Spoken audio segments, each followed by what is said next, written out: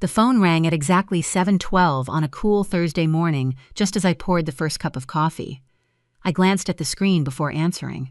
My son, Caleb. "Morning, Mom," he said, his voice unusually cheerful. "Just wanted to remind you that Renee and I will stop by this afternoon. Since the sale finally closed yesterday, we figured we'd help you organize everything." I wrapped both hands around my mug but didn't answer right away. "We'll be there around 4, he continued. "Don't make any plans." The call ended before I could say another word. I stared out the kitchen window, watching sunlight spread across the backyard I'd cared for nearly 4 decades. The house no longer belonged to me. 3 weeks earlier, I'd handed the keys to a young couple expecting their first child. They had smiled the same way my late husband, Harold, and I once had when we bought the place. Seeing them excited softened the pain of leaving. Still, every room carried memories, the scratches beneath the dining table where our golden retriever had chewed the legs as a puppy, the faded pencil marks inside the pantry showing Caleb's height from first grade until college, the slightly uneven fireplace Harold built himself after insisting he didn't need professional help. 40 years of our lives had been tucked into those walls. Selling the house hadn't been my first choice.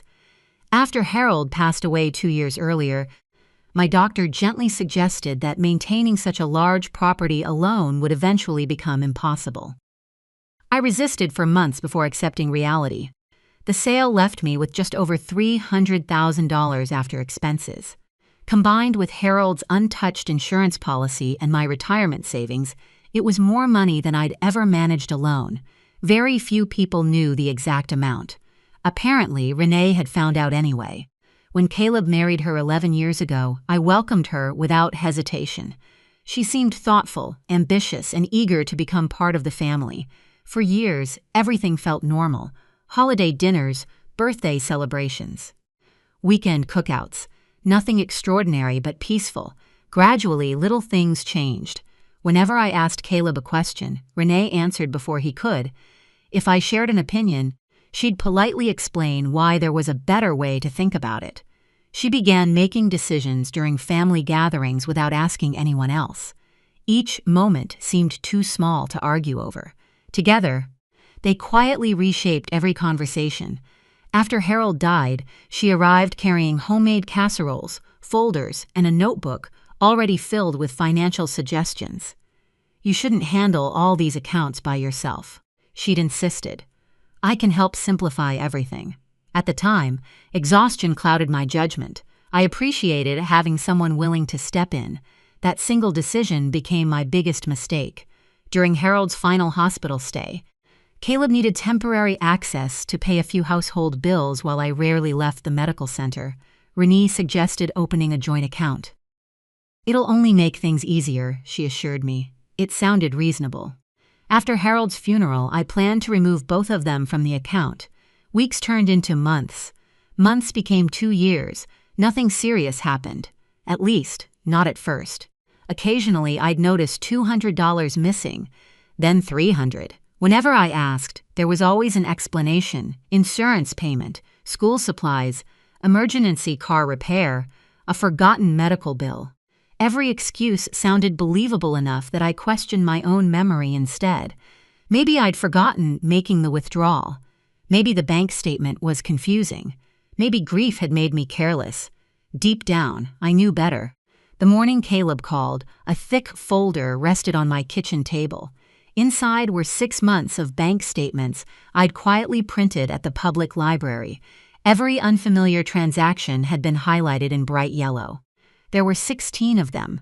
Most were small enough to avoid attention. One wasn't. $890 had disappeared from an ATM nearly 60 miles away. I had never even visited that town. Beside the folder lay a business card. Grace Holloway, Adult Financial Protection Services. I'd spoken with her twice during the previous week after finally admitting my suspicions aloud. She listened patiently while I explained every withdrawal, every excuse, every doubt. When I finished, she remained silent for a moment. Finally, she said something I hadn't expected. "Mrs. Parker, what you're describing happens far more often than people realize." I kept thinking I was imagining it, I admitted quietly. No, Grace replied gently. People who take advantage of someone they trust rarely start with large amounts. They begin small enough that the victim questions themselves instead. Her words echoed through my mind as I looked once more at the highlighted pages. For the first time in months, I stopped wondering whether I was mistaken. Instead, I began asking a far more difficult question. How much had they taken before I finally chose to look? Grace didn't tell me what to do. Instead, she explained my options. You don't have to accuse anyone today, she said during our next phone call. But you do need to protect yourself before anyone realizes you're asking questions. That sentence stayed with me all afternoon. Protect yourself. It sounded strange. Penkrents spend most of their lives protecting their children. We rarely imagine a day when protection must work in the opposite direction. The following morning, I drove across town to Summit Community Bank, carrying the folder of statements inside an old canvas shopping bag. I didn't want anyone noticing what I was bringing. The branch manager, Martin Doyle, greeted me with a warm smile before leading me into his office. "What can I do for you today, Mrs. Parker?" Without saying a word, I placed the folder on his desk. "I need someone to tell me if I'm seeing things," I said quietly. He opened the file and began reading. The room remained silent except for the turning of paper. Every few pages, he underlined something with his pen. Occasionally, he adjusted his glasses and compared one statement against another. Nearly 20 minutes passed before he finally looked up. "Did you approve these withdrawals?" "No. Did you give anyone financial power of attorney?" "I signed medical paperwork for my son while my husband was hospitalized." He nodded slowly. "Medical authority doesn't allow access to your finances." "I know that now." Martin leaned back in his chair. "You've done the right thing by coming here." For the first time in weeks, someone had confirmed I wasn't imagining everything. Together, we reviewed every transaction. One payment had covered expensive furniture. Another had paid a luxury resort deposit. Several cash withdrawals occurred on days I never left home. The pattern became impossible to ignore. Martin made several phone calls, while I sat quietly across from him. Within an hour, the joint account had been frozen pending investigation. A completely new account was opened in my name alone. Every automatic deposit connected to my pension and retirement income was redirected immediately. He also helped me change every online password connected to my banking profile. When the final document was signed, he slid the paperwork across the desk. "Your money is secure now." I stared at my signature. It seemed oddly powerful. For months, I'd felt like someone watching my own life happen from across the room. Signing those papers felt like stepping back into it. Driving home, I expected to cry. Instead, I felt calm, not happy. Not relieved, simply certain there is a difference. By the time I reached my driveway, my phone showed 9 missed calls, 5 from Renee, 4 from Caleb. I ignored every one of them. Instead, I brewed another pot of coffee and called Grace. "It's done," I told her. "The accounts are protected." "Good," she replied. "Now we prepare for what comes next." "What comes next?" "They're going to notice." She was right. The first text arrived less than an hour later. "Renee, did something happen with the account?" I didn't answer. Another message followed. "The debit card isn't working." Then another "call us immediately." I placed my phone face down on the table. For months, I'd answered every call within minutes. Today, silence felt stronger than any explanation. The following afternoon, Grace arranged a meeting with Detective Owen Brooks, who specialized in financial exploitation involving elderly victims. He arrived wearing plain clothes instead of a uniform. His calm manner immediately put me at ease. "I'd like to hear everything from the beginning," he said. For nearly 2 hours, I described every detail: Harold's illness, the joint account, the gradual withdrawals, the excuses, the sale of my house, the phone call from Caleb. Detective Brooks took careful notes without interrupting. When I finished, he asked only one question. "Mrs. Parker, when did you first suspect something wasn't right?" I looked down at my hands. "About a year ago." "And why didn't you report it then?" The answer embarrassed me. "Because I wanted to believe my family loved me more than my money." He remained silent for a moment. Finally, he nodded. That's the answer I hear most often. Those words hurt more than I expected. Not because they were cruel. Because they were ordinary. This wasn't some unbelievable tragedy. It happened often enough that detectives already knew exactly how families unraveled. Before leaving, Detective Brooks handed me his business card. "When your son and daughter-in-law visit tomorrow," he said, "I'd like to be here." I looked up. "You think they'll come?" "They've already lost access to the account." He offered a small, knowing smile.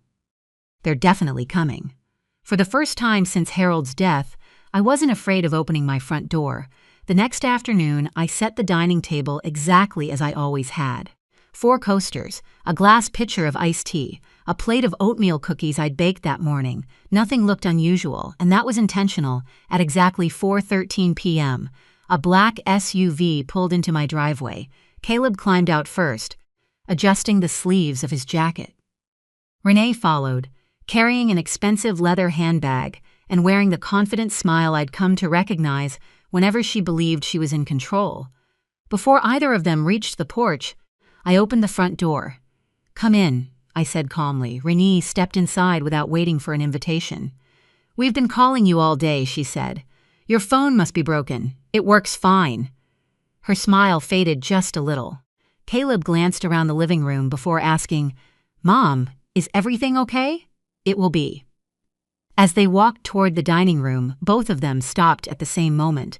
A man was already seated at the table. He closed his notebook and stood. "Good afternoon," he said politely. "I'm Detective Owen Brooks with the county's Financial Crimes Division." The color drained from Renee's face.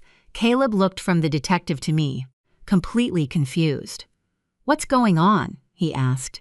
"I asked Detective Brooks to be here." Renee forced a laugh. "There has to be some misunderstanding." "That's exactly what we're here to determine." Detective Brooks replied in a calm, even voice. He gestured toward the empty chairs. "Please have a seat." Neither of them looked comfortable. Renee crossed her arms before finally sitting down. Caleb lowered himself into the chair beside her, his hands clasped tightly together. The detective opened a folder. Inside were copies of every highlighted bank statement.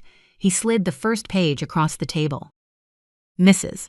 Parker noticed several withdrawals she does not recognize." Renee barely glanced at the paper. "I'm sure there's a simple explanation." "I hope so," Detective Brooks answered. He pointed to the first transaction. $275, January 12th. She shrugged. "I don't remember." He turned another page. $340. February 2nd. "I'd have to check my records." Another page. $890. Cash withdrawal from an ATM in Ashton Falls. Silence. Detective Brooks looked directly at her. "Did you make this withdrawal?" She hesitated. "Yes." Caleb turned toward her. "You told me that money came from your savings." "It basically did," she answered quickly. The detective didn't interrupt. Instead, he simply asked another question. "Did Mrs. Parker authorize this transaction?" Renee looked at me. "You knew we needed help." "I knew nothing about it," I replied quietly. She leaned forward. "We're family." "That wasn't my question," Detective Brooks said. "Did she authorize the withdrawal?" "No." The answer was barely audible. He made a brief note before continuing. "What was the emergency that required nearly $900 in cash?" Renee shifted uncomfortably. "It wasn't exactly an emergency." "What was it?" Another pause. "We used it for a vacation deposit." Caleb's head snapped toward her. "What? You said we could afford it. I thought you used your bonus from work." She avoided his eyes. "I combined some money." The room became painfully quiet. For the first time since arriving, Caleb looked genuinely shocked. The detective continued calmly. "There are 15 additional transactions we'd like explained." One by one, he reviewed each withdrawal, restaurant bills, furniture payments, Dar clothing purchases, weekend hotel reservations. Every explanation became weaker than the one before it. Several times Renee insisted she intended to pay everything back. When asked why she never mentioned borrowing the money, she had no answer. Finally, Detective Brooks closed the folder. "This matter has been referred for formal investigation," he said evenly. You'll likely receive additional requests for documentation and interviews." Rennie stood abruptly. "This is ridiculous." "No," I said softly. "It should have happened much sooner." She stared at me as though seeing a stranger. "I've treated you like my own mother. You treated my bank account like your own." Neither of us spoke after that. Caleb slowly stood from his chair. His shoulders were slumped. He looked older than he had just an hour earlier. "Mom," he struggled to find the words. I honestly didn't know. I searched his face for years. I would have accepted those words without question. Now I wasn't certain. Maybe he hadn't known every detail. Maybe he'd chosen not to ask. Sometimes those things aren't very different. Detective Brooks handed him a business card. "If you remember anything that may help clarify the financial activity, contact me." Caleb accepted the card without speaking. Renee walked toward the front door without saying goodbye. Caleb lingered for a moment. "I'm sorry," he whispered. I wanted to believe him. I truly did, but trust isn't repaired by a single sentence. It is rebuilt through choices. And that work had only just begun.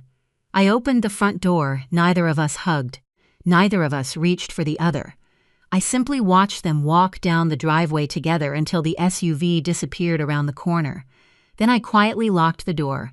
For the first time in years, both locks. The house felt unusually quiet after Caleb and Renee left. I carried the empty glasses to the sink, rinsed each one, and placed them carefully in the drying rack. The simple routine steadied my thoughts. For months, I'd imagined this confrontation ending with shouting or tears. Instead, it had ended with silence.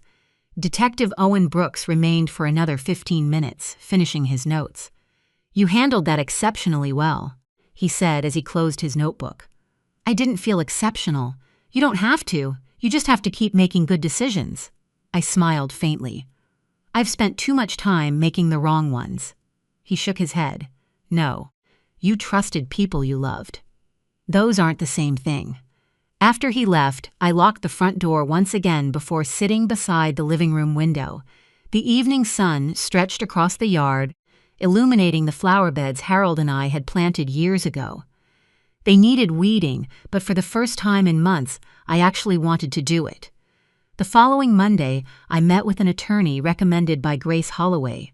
His name was Daniel Mercer, a soft-spoken lawyer whose office occupied the second floor of a restored brick building downtown.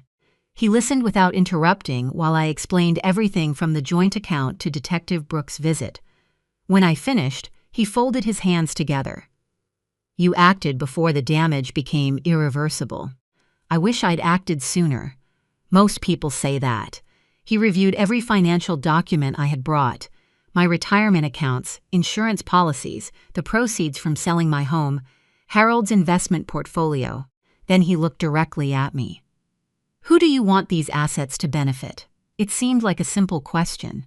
Instead, it left me staring at the table. For years, I'd assumed everything would naturally pass to Caleb. Now I wasn't so sure. After a long silence, I answered honestly. "I want my wishes respected." Daniel nodded. "Then let's make sure they're written clearly." Over the next 2 hours, we updated everything. I created a new will. Every beneficiary designation was reviewed. A revocable living trust was established to protect my savings and prevent unauthorized access. No one, not even family, would be able to make financial decisions without my explicit written consent.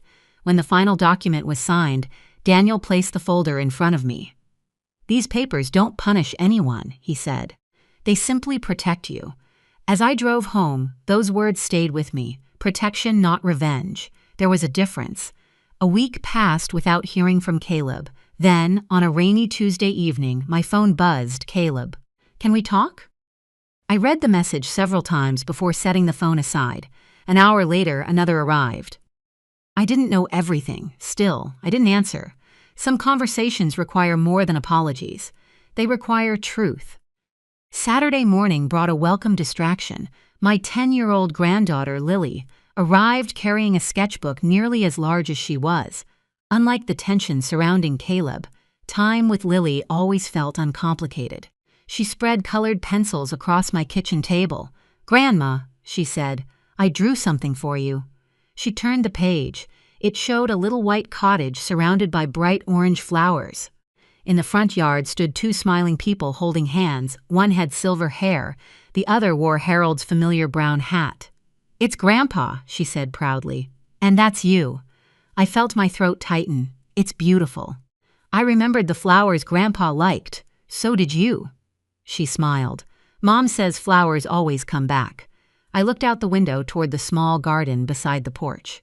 The marigolds I'd planted several weeks earlier had finally begun to bloom, small sprite, determined. Harold used to joke that marigolds tried harder than any other flower. Maybe that was why he'd loved them.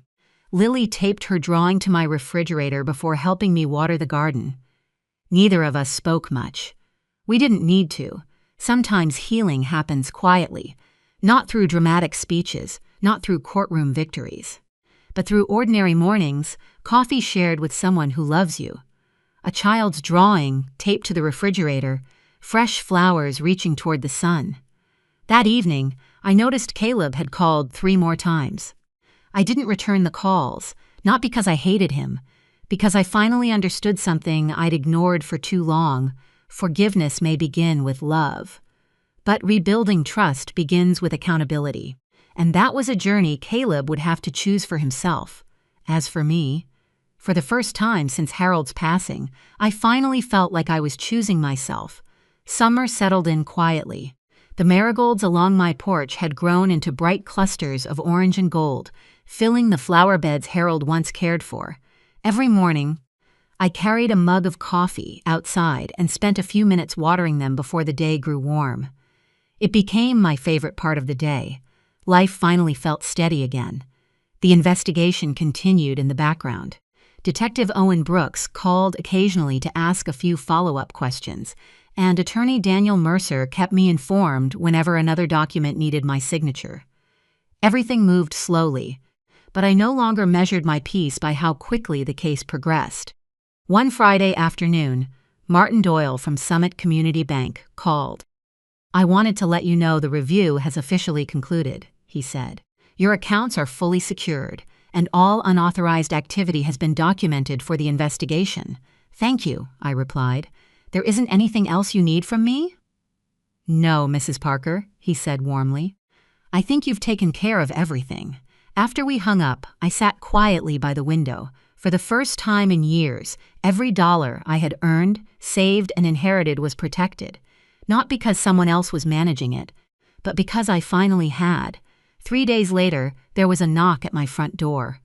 When I opened it, Caleb stood on the porch alone. He looked tired, not from lack of sleep, but from carrying something heavy inside himself. "I know you probably don't want to see me," he began. "I wasn't expecting you. I didn't come to ask for money." I waited. He looked down at the porch floor before speaking again. "I left Renee." The words surprised me, but I kept my expression calm. When Detective Brooks showed me the statements, I didn't want to believe them. I kept telling myself there had to be an explanation. He paused. There wasn't. I stepped aside. "You can come in." We sat across from each other at the kitchen table where so many difficult conversations had taken place over the years. For a long moment, neither of us spoke. Finally, Caleb reached into his jacket and placed an envelope on the table. Inside was a cashier's check. "I sold my motorcycle," he said quietly. "It's not everything that was taken, but it's a start." I looked at the check without touching it. "You don't owe me because you're my son." He nodded slowly. "I owe you because I failed you." Those words carried more weight than any apology he had offered before. "I should have asked questions," he continued. "Instead, I chose the easier path. Every time Renee said the money was yours to share, I believed her because believing her meant I didn't have to face the truth." Tears filled his eyes. "I betrayed your trust, Mom." I reached across the table and gently placed my hand over his. "I can't pretend none of this happened. I know, I can't rebuild trust in one afternoon. I know that too. But," he looked up, "people who are willing to accept responsibility deserve the chance to prove they've changed." For the first time that day, a faint smile crossed his face. "I'll earn it. I hope you do." We talked for nearly 2 hours. Not about money, not about investigations, not about lawyers. We talked about Harold, about fishing trips, about old family vacations. About the time Caleb accidentally drove the riding mower into the vegetable garden when he was 12. By the time he left, nothing had been magically repaired. But something important had begun. Hope. Several months later, the first cool breeze of autumn swept through town. Lily came over after school carrying another drawing. This one showed a small white house surrounded by blooming marigolds. On the front porch stood an older woman smiling beneath the afternoon sun. Above the picture, she'd written in careful handwriting, "Home is where peace lives." I taped it beside her earlier drawing on the refrigerator. Then I stood quietly in the kitchen, looking around the home Harold and I had built together. The walls still held our memories. The garden still bloomed. The laughter of grandchildren still echoed through the rooms. Some losses never disappear. Some betrayals leave scars that remain forever. But scars are proof that wounds can heal. As evening settled outside, I carried my car to the porch and watched the marigolds sway gently in the breeze. For years, I believed strength meant sacrificing everything for the people I loved. Now I understood something Harold had tried to teach me all along. Real love does not require surrendering your dignity.